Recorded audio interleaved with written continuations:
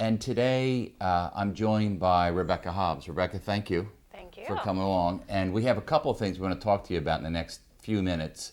First is the most exciting thing is that I'm happy, proud to announce that Rebecca has become an owner of the law firm.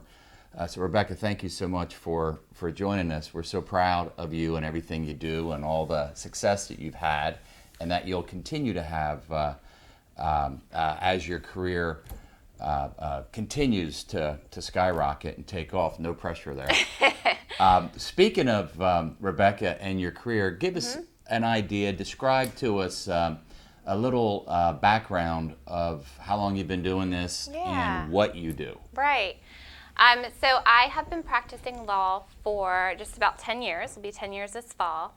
And right out of law school, I started practicing elder law, special needs planning, estate and trust administration.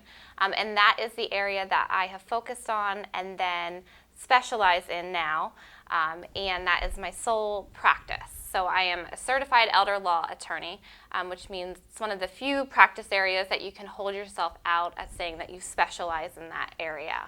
But you, as a certified elder law attorney, you had to go through special training, testing, certifications, etc. You didn't just wake up one morning and say, hey, I think I'm a certified elder law attorney. Right. What'd you have to do to accomplish that? Yeah, so there are specific requirements that you have to demonstrate you have achieved, and then there is an exam. So there's a certain amount of years you have to have been practicing, and then a number of years practicing in the area of elder law and special needs planning.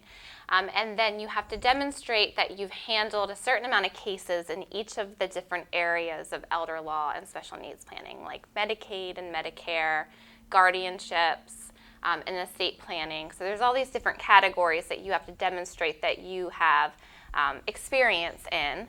And then there is a rigorous exam that you sit for that's specifically on those topics. And then you have to pass that exam. And I believe the pass rate is about 50%. So it is a low pass rate. Wow, that's great. And as a matter of fact, you're not the only certified elder law attorney in our organization, are you? Right, yes. So we're fortunate. We have myself and then also Kathy Martin, who is also a certified elder law attorney and practices out of our Pottstown office. Yeah, great. And you both do a wonderful job. For our viewers who are sitting there thinking, wow, certified elder law attorney, do I need one of those? Or does my mother need one of those? Or does my uncle need one of those?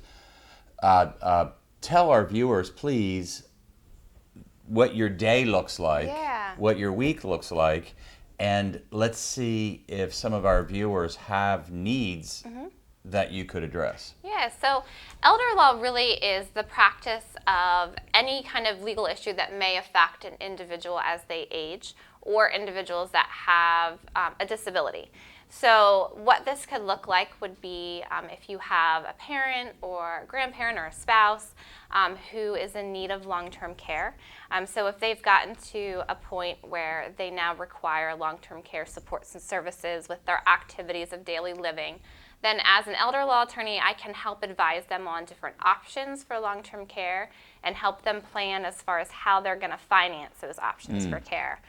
Which may include looking at Medicaid if they have long-term care insurance, some asset protection planning. So that's just one aspect of elder law, but it also can include capacity planning. What does that mean, capacity planning? Yeah, so what that means is that you want to plan for in the event that you no longer were able to make decisions for yourself. So financial decisions as well as healthcare decisions. So that would be preparing power of attorney documents, so healthcare power of attorney documents, financial power of attorney documents, or if the individual did not plan ahead and doesn't have those documents, then we would be talking to the family about a guardianship proceeding. Okay. And how about wills? You do wills and estate planning? Yeah, so that's a big component of elder law, which is the estate planning component, where we're looking at whether the individual just requires some basic level planning with the last will and testament, and then their healthcare directive and financial power of attorney. but it could include some more complex planning as well, depending on what the needs are for the family. So we could discuss whether trusts are an appropriate vehicle for their estate plan, and look at all of those aspects to determine what they may need. And finally, estate administration. When that loved one passes Right. away, you help the family administer that person's estate, liquidate the assets, pay the bills, pay the death taxes, and then make distribution. Right, right. And the elder law attorney, too, is going to come in and have the experience with the Medicaid side, where the individual may have been on Medicaid during life, and we're looking at an estate recovery lien or a lien from the Veterans Administration. We can help you navigate that and advise you on those tricky areas. That's great. So that's a good summary of elder law and how Rebecca can help our viewers, along with Kathy Martin, our other certified elder law attorney, can help our viewers with all of their family's elder law needs.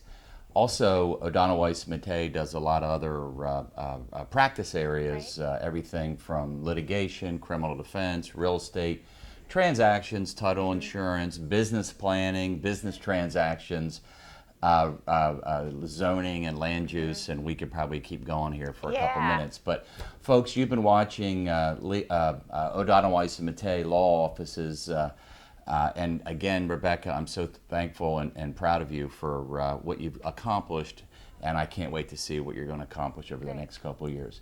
Thank you. Give us a call, 610-917-9347, 610-323-2800. Thank you.